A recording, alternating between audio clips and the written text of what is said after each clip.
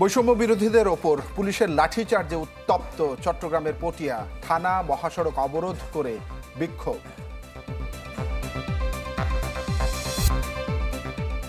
প্রথম কোনো মামলায় ট্রাইব্যুনালে শেখ হাসিনার সাজা, আদালত অবমাননায় ৬ মাসের কারাদণ্ড।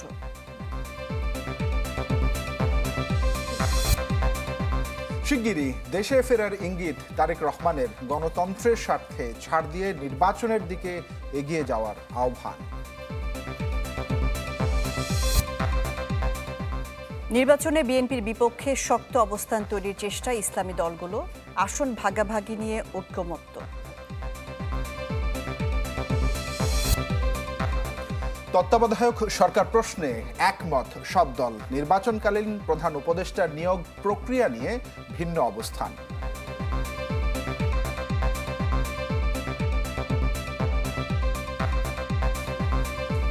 আমন্ত্রণ চ্যানেল 24-এর সন্ধ্যা 7টার খবরে। শুনছিলেন প্রেসিডেন্সি ইউনিভার্সিটি সংবাদ শিরোনাম। আপনাদের সাথে আছি আমরা দুজন, আমি শাহনাজ শারিয়ার এবং আমি তানফির আহমেদ। যাচ্ছি বিস্তারিত সংবাদে। শিরোনামে শুনছিলেন বৈষম্য বিরোধী ছাত্র আন্দোলনের বিক্ষোভ অবরোধে দিনভর উত্তাল চট্টগ্রামের পটিয়া। নেতাকর্মীদের ওপর লাঠিচার্জের অভিযোগে ওসির অপসারণের দাবিতে তারা অবরোধ করে রাখে চট্টগ্রাম কক্সবাজার মহাসড়ক। ঘেরাও হয়েছে থানা ও ডিআইজি অফিস। দাবি না মানলে চট্টগ্রাম ব্লকেজ কর্মসূচি পালনের ঘোষণা দিয়েছেন তারা। বিক্ষোভে উত্তাল পটিয়া, টায়ার জ্বালিয়ে রাস্তায় শত শত নেতাকর্মীর অবস্থান। চট্টগ্রাম কক্সবাজার মহাসড়কের ইন্দ্রপুল এলাকায় এই ব্লকেট শুরু হয় বুধবার বেলা 12টার দিকে, ফলে উত্তপ্ত হয়ে ওঠে এলাকাটি। ঘটনার সূত্রপাত মঙ্গলবার রাতে। দীপঙ্কর নামে নিষিদ্ধ ছাত্রলীগের এক নেতাকে ধরে পুলিশের হাতে তুলে দিতে পটিয়া থানায় যান বৈষম্য বিরোধী ছাত্র আন্দোলনের নেতাকর্মীরা। তাদের অভিযোগ, ছাত্রলীগ নেতাকে গ্রেপ্তার না করে পুলিশ শিক্ষার্থীদের লাঠিপেটা করে। এতে আহত হয় অন্তত 20 জন। প্রায় 11টার সময় আমরা এখানে আসছি। এ পর্যন্ত অনেক রোগী আছে, কলেজ স্কুল আছে, লাস্টের ছাত্ররা নামে গেছে। আমরা এখানে অনেক বয়স্ক বৃদ্ধ লোক আছে। আমি যে আদাবাতে আটকে গেছি, আমার যাত্রী চলে গেছে, আমি কষ্ট পড়ে গেছি নিয়ে। এখন আমি কি এদিকে যাব কালি নাকি এদিকে যাব? আমরা তো নিয়ে যাবারও পাইনি, তেলের পয়সাও পাইনি। যাত্রীকে কেউ হাতাহাতি করে টাকা নিয়ে গেছে, আর কেউ ফোর্ট থেকে দিতে হচ্ছে। এটা আমাদের লস সম্পূর্ণ। ঘটনার প্রতিবাদে সকালেই থানা ঘেরাও করে বৈষম্য বিরোধী কর্মীরা। তারা দাবি তোলেন ওসি জায়েদ নূর সহ 2 কর্মকর্তাকে অপসারণের, অন্যথায় আন্দোলনে অনড় থাকার ঘোষণা দেন। আজ সন্ধ্যা 7টার মধ্যে যদি আমাদের দাবি বাস্তবায়ন করা না হয়, অর্থাৎ পটিয়া থানার ওসিকে স্থায়ী অপসারণ করা না হয়, তাহলে চট্টগ্রাম সহ বাংলাদেশের ছাত্র জনতা কঠোর কর্মসূচিতে যাবে। বিকেলে ঘটনাস্থলে যান সেনা সদস্যরা। অবরোধের কারণে গুরুত্বপূর্ণ মহাসড়কটিতে বন্ধ হয়ে যায় যান চলাচল। 2 পাশে ঠাঁই দাঁড়িয়ে থাকে শত শত গাড়ি, যদিও অ্যাম্বুলেন্স সহ জরুরি সেবার গাড়ি ছেড়ে দেয় আন্দোলনকারীরা। ওসি অপসারণের দাবিতে বিকেলে নগরের ডিআইজি অফিস ঘেরাও করে এনসিপির নেতাকর্মীরা। রনি দত্ত, চ্যানেল 24, পটিয়া, চট্টগ্রাম। এদিকে পটিয়ার ঘটনার পুনরাবৃত্তি হলে আবারও একটি 5 আগস্ট দেখবে জাতি। জুলাই পদযাত্রা কর্মসূচিতে এই হুঁশিয়ারি দিয়েছেন এনসিপি নেতারা। আহ্বান জানান দলপন্থী না হয়ে পুলিশকে জনগণের হবার। বলেন তিস্তা মহাপরিকল্পনা নিয়ে তালবাহানা মেনে নেবে না নাগরিক পার্টি। পথসভায় সাধারণের আতিথেয়তা, ফল দিয়ে স্বাগত জানান নাহিদ, সার্জিস, হাসনাতদের। কেউ আবার মুহূর্তটা বন্দী করেন মুঠোফোনে। জুলাই পদযাত্রার দ্বিতীয় দিনের গন্তব্য কুড়িগ্রাম। যাত্রাপথেই চলে এনসিপি নেতাদের গণসংযোগ। তাদের কাছে প্রত্যাশা আর প্রাপ্তির ভাবনাটা তুলে ধরেন কেউ কেউ। দুর্নীতি আর মানুষের যা এদিকলা কোন খারাপই হচ্ছে, যদি এগুলো যদি বাঁচাইতে পারো তাহলে দেশ গড়াইতে পারো। নাগরিক পার্টির আহ্বায়কের দাবি, 1 বছরে আশানুরূপ ফল পায়নি দেশের মানুষ। জানান জন আকাঙ্ক্ষা ধারণ করেই রাজনীতি করবে তার দল। মানুষ চাই এরকম নেতৃত্ব, এরকম রাজনীতি যেখান থেকে একটা পরিবর্তনের সূচনা হবে এবং মানুষ তরুণদের উপর আস্থা রাখতে যাচ্ছে। তাই ইনশাল্লাহ আমরা চেষ্টা করতেছি মানুষের কাছাকাছি যাওয়ার, মানুষের আকাঙ্ক্ষাকে ধারণ করে রাজনীতি। বিবাদে না জড়িয়ে জনগণের সমস্যা সমাধানে কাজ করার আহ্বান জানান এনসিপি নেতারা।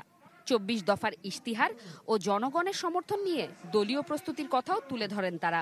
আমাদের সবারই হচ্ছে এই কালচারাল গ্যাঞ্জাম বাদ দিয়ে মানুষের কাছে যাওয়া উচিত। ওই যে এসি রুমে বসে আমরা কালচারাল গ্যাঞ্জাম করি, তারপরে হচ্ছে হুদায় ইউজলেস কিছু ক্যাচাল আছে আমাদের, এগুলা হচ্ছে আলটিমেটলি আমাদের মধ্যে বিভাজন বাড়ায়। তাদের কণ্ঠ পুরো দেশের মানুষের সামনে, নীতি নির্ধারক মহলের সামনে তুলে ধরার জন্য কাজ করব এবং এই কাজটা যদি করতে পারি মানুষ অবশ্যই আশান্বিত হবে এবং মানুষের এই মুহূর্তে সেই আশাটা দেখছে বলেই তারা আমাদেরকে সমর্থন যোগাচ্ছে। নিরাপদে থাকা, জীবনের যে বেসিক চাহিদাগুলো আছে সেগুলো যাতে ফুলফিল হয় অ্যাজ আ সিটিজেন, সেটাই চাওয়া। এখন হয়তো আমরা রাষ্ট্র সংস্কার সংবিধান অনেক কঠিন কঠিন কথা বলি, কিন্তু চাওয়াগুলি কিন্তু খুবই সরল। কানেক্টিভিটি তৈরি করতেছি। আমাদের আন্দোলনটা শহরে হয়েছিল, গ্রামের মানুষ পার্টিসিপেট করতে পারে নাই। বাংলাদেশ পুনর্গঠনের জন্য যে নতুন আন্দোলন শুরু হয়েছে দেশ গড়ার জন্য, এটাতে গ্রাম, বাংলা, শহর, আবলা, বৃদ্ধ, বনিতা সবাই একসাথে হবে। এর আগে কুড়িগ্রামের রাজারহাট এবং পরে ঘোষপাড়ায় পদযাত্রা ও পথসভা করেন দলের নেতাকর্মীরা। যারা এই মানুষের অধিকারের বিরুদ্ধে দাঁড়াবে, যারা এই সন্ত্রাস, দখলদারি এবং চাঁদাবাজির পক্ষে দাঁড়াবে, তাদের বিরুদ্ধে বারবার গণ অভ্যুত্থান তৈরি হবে। বিচার সংস্কার ও নতুন সংবিধানের দাবিতে ২৯ দিনের ৬৪ জেলার পদযাত্রা কর্মসূচি শেষ হবে ৩০ জুলাই ঢাকায় ফেরার মধ্য দিয়ে। জুমাতুল বিদা, চ্যানেল 24, কুড়িগ্রাম। এবার থাকছে জুলাই অভ্যুত্থানের খবর।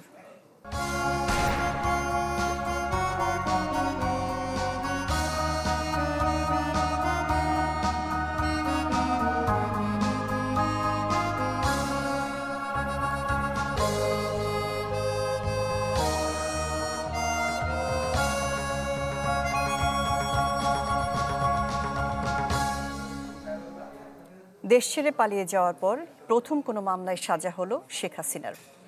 আদালত অবমাননায় তাকে ৬ মাসের কারাদণ্ড দিয়েছেন আন্তর্জাতিক অপরাধ ট্রাইব্যুনাল। যেদিন তিনি আত্মসমর্পণ করবেন বা গ্রেপ্তার হবেন সেদিন থেকেই কার্যকর হবে এই সাজা।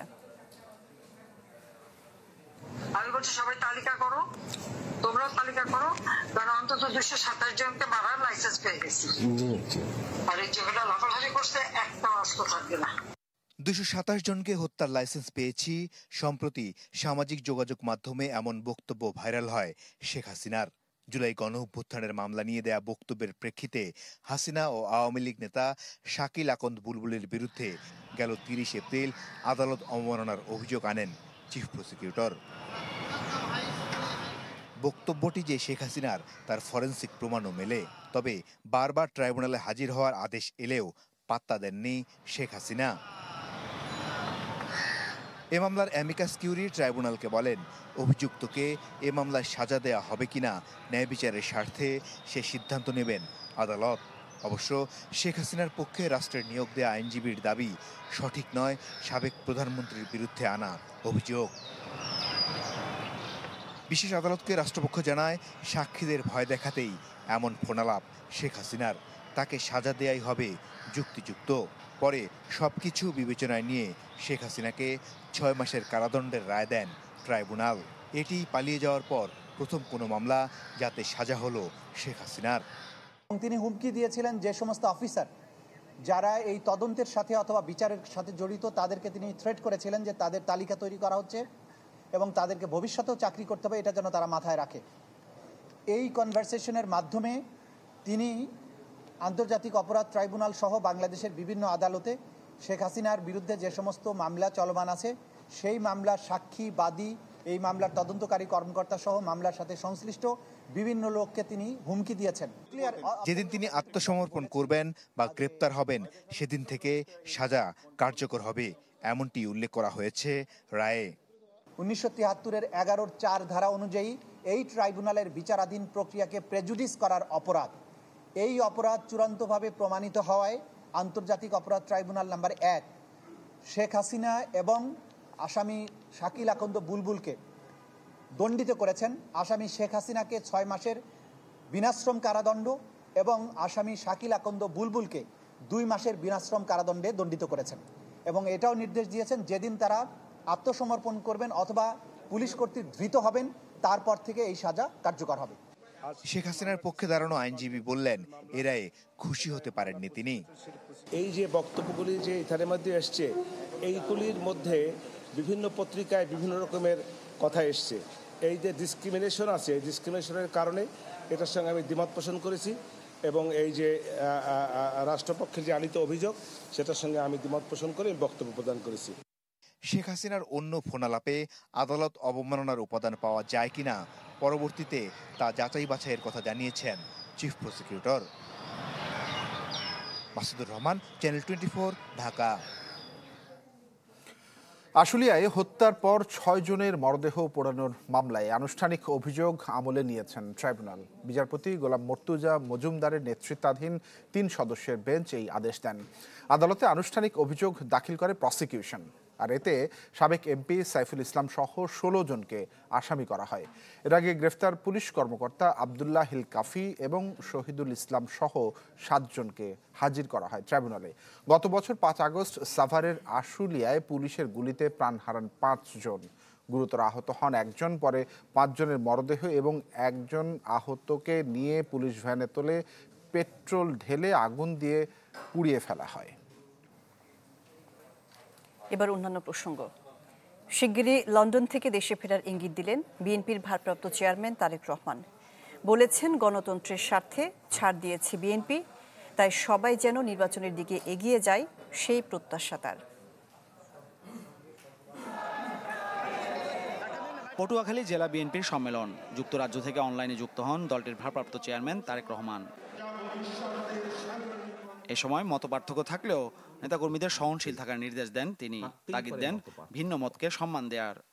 মতপার্থক্য থাকবে, কিন্তু আমি যেহেতু বড়, স্বাভাবিকভাবেই অন্য যারা আছে যারা আমাদের সমান নয়, অবশ্যই তাদের মতামতকে, হতে পারে তারা আমাদের সাথে কোনো বিষয়ে একমত নয়, হতে পারে আমরা তাদের সাথে কোনো বিষয়ে একমত নই, কিন্তু তারপরেও তাদের মতামতকে আমাদের সম্মান দিতে হবে। সকলের সাথে বসতে হবে, আলোচনা করতে হবে, আলোচনার মাধ্যমেই সমস্যার সমাধান করতে হবে। শিগগিরই দেশে ফেরার ইঙ্গিত দেন তারেক রহমান। মানুষ বিরক্ত হয় এমন কিছু না করতে নেতাকর্মীদের নির্দেশ দেন বিএনপির ভারপ্রাপ্ত চেয়ারম্যান। জনগণের সঙ্গে থাকুন, জনগণকে সঙ্গে রাখুন, জনগণের সাথে থাকুন, জনগণকে সাথে রাখুন। শহীদ জিয়ার একজন সৈনিক হিসেবে, দেশনেত্রী খালেদা জিয়ার একজন সৈনিক হিসেবে আমরা এমন কোনো কাজ করব না যেই কাজে মাধ্যমে মানুষ আমাদের উপরে বিরক্ত হবে। গণতন্ত্র হুমকিতে পড়লে বিএনপি আবারও রাজপথে নামবে বলে জানান তারেক রহমান। আপনাদের সাথে শীঘ্রই ইনশাল্লাহ দেশের মাটিতে ইনশাল্লাহ দেখা হবে। মাহফুজ কামাল, চ্যানেল 24। এদিকে আগামী নির্বাচনে বিএনপির বিপক্ষে শক্ত অবস্থান তৈরির চেষ্টা চালাচ্ছে ইসলামী দলগুলো। জোট না করলেও এরই মধ্যে সমঝোতার ভিত্তিতে আসন ভাগাভাগির বিষয়ে একমত জামায়াত ইসলামী আন্দোলন সহ বেশ কয়েকটি ইসলামী দল। রমিজ হোসেনের রিপোর্ট। গণ অভ্যুত্থানের পর পরিবর্তনের হাওয়া অন্য অনেক কিছুর মতোই বদলে দিয়েছে রাজনীতির সমীকরণ। তাই ছেদ পড়েছে বিএনপি জামাতের প্রায় 2 যুগের গাঁটছড়াই। অন্যদিকে সাপে নেউলে সম্পর্ক ভুলে কাছে আসছে জামাত ও চরমোনাই পীরের ইসলামী আন্দোলন বাংলাদেশ। বড় পরিসরে এর বহিঃপ্রকাশ ঘটল শনিবার সোহরাওয়ার্দী উদ্যানের মহাসমাবেশে। আকিদাগত মতপার্থক্য একপাশে রেখে আগামী নির্বাচন ঘিরে সমঝোতা হয়েছে ইসলামী দলগুলোর মধ্যে। নির্বাচনে বিএনপির বিপরীতে শক্তিশালী অবস্থান তৈরি করতে চান তারা। একটি বাক্সের জন্য সবাই ভোট দিতে পারি আমরা, এটা যারা আমাদের সমর্থক গোষ্ঠী আছে তারাও চায়, নেতৃবৃন্দ প্রায় কাছাকাছি মতো এসে গেছে। আমরা যে ঐক্য প্রচেষ্টাে এগিয়ে গেছি গতকালের সোহরাওয়ার্দী উদ্যানের এই মহাসমাবেশ এটার একটা বার্তা বহন করে। এবার যেহেতু আওয়ামী লীগ নির্বাচন অনেকটা অপ্রাসঙ্গিক, অতএব এখানে আমরা যেটা এখন রিয়ালাইজ করছি যে বিএনপির সঙ্গে আমাদের একটা নির্বাচনের মাঠে একটা লড়াই হবে। ইসলামী সব দল মত ঘরনাকে ঐক্যবদ্ধ করে আগামী নির্বাচনের সময়টা পার করব। সেই লক্ষ্যে বাংলাদেশ খেলাফত মজলিস অন্যান্য দলগুলোর সাথে সমন্বয় করে কাজ করে যাচ্ছে। ইসলামী দলগুলো কোনো নির্বাচনী জোট করবে না, বরং লক্ষ্য অর্জনে আসন ভাগাভাগি করবে সমঝোতার ভিত্তিতে, যেখানে থাকছে জামাত, ইসলামী আন্দোলন, খেলাফত মজলিস, নেজামে ইসলাম, জমিয়তে উলামা ইসলাম সহ বেশ কয়েকটি ধর্মভিত্তিক রাজনৈতিক দল। জোটের ফরম্যাটে আমরা যাচ্ছি না, যেখানে যা সম্ভাবনা বেশি থাকবে, হ্যাঁ কিছু ছোট সংগঠন আছে তাদের কোনো জায়গায় হয়তো সম্ভাবনা নেই, সেই জন্য যারা একটু যাদের শক্তি সামর্থ্য একটু বেশি তাদেরকে একটু বেশি ছাড় দিতে হবে, এমন স্যাক্রিফাইসের মানসিকতা আমাদের সবার মধ্যে আছে। আমরা বেশি অগ্রাধিকার দিচ্ছি সমঝোতার, আলাপ আলোচনা চলছে, অগ্রগতি আছে। তো এই অগ্রগতির শেষ পর্যায়ে কি হয় এটা এখন বলা যাবে না। স্থানীয় সরকার ভোট সংস্কারের পরে জাতীয় নির্বাচন ও সংখ্যানুপাতিক নির্বাচন সহ বেশ কিছু বিষয় আপাতত একমত ইসলামী দলগুলো। অচিরেই আরও বিস্তারিত সামনে আনবেন তারা। রমিজ হুসাইন, চ্যানেল 24, ঢাকা। তত্ত্বাবধায়ক সরকার প্রশ্নে একমত সব রাজনৈতিক দল, তবে নির্বাচনকালীন প্রধান উপদেষ্টার নিয়োগ প্রক্রিয়া নিয়ে ভিন্ন অবস্থানে তারা। আর সংসদীয় আসনের সীমানা পুনর্নির্ধারণে আলাদা কমিটি গঠনে একমত বিএনপি সহ বিভিন্ন রাজনৈতিক দল। সংসদীয় আসনের সীমানা নির্ধারণ ইস্যুতে প্রভাব বিস্তারের অভিযোগ নতুন নয়। বুধবার জাতীয় ঐক্যমত্য কমিশনের সাথে রাজনৈতিক দলগুলোর দ্বিতীয় দফার 8ম দিনের বৈঠকে প্রথম এজেন্ডা ছিল এই সীমানা নির্ধারণ সংক্রান্ত। এদিন আলোচনার টেবিলে ছিল তত্ত্বাবধায়ক সরকার ও রাষ্ট্রপতির ক্ষমা প্রদর্শনের মতো বিষয়ও। দীর্ঘ আলোচনার পর সিদ্ধান্ত হয় আগামী নির্বাচনে সীমানা নির্ধারণের কাজটি করবে নির্বাচন কমিশনের অধীনে একটি বিশেষায়িত কমিটি। তত্ত্বাবধায়ক সরকার নিয়ে আলোচনা হয়েছে আমাদের দ্বিতীয় বিষয়।